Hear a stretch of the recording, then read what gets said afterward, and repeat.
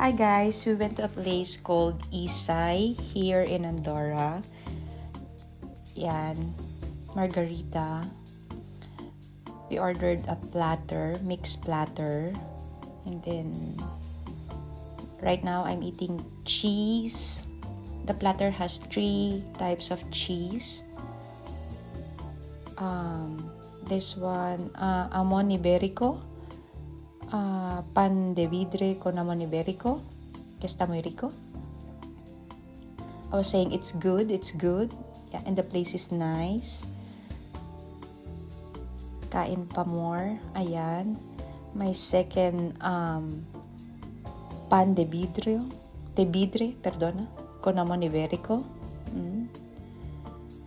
Ang aking inaanak, my goddaughter, Mia ahijada. This one, it's called patatas bravas. It's a potato. It's like a baked potato. And I was saying again, it was so good. And then trying to show the platter again, and I said it's a good platter. Right now I'm drinking San Francisco without alcohol. San Francisco sin alcohol. Again, I was saying it was so good. Trying to show it to you guys. My third bread, pan de vidre con amon iberico. Yan. Pinapakita ko ang aking inaanak. She's 10 years old. And then my friend gave me the squid. It's called calamares alandalusa, something like that. She was talking to me because I said it was chipirones. Resulta que es calamar. It's a squid. Yan, I was trying to figure out kung anong tawag dyan sa English. So yeah.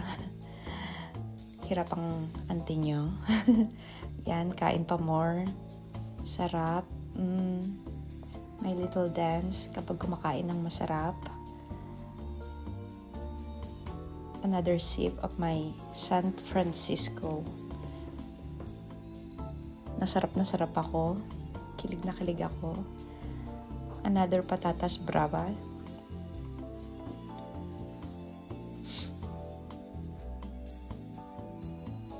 Ayan, kain pa more. Yan, lafang bugs.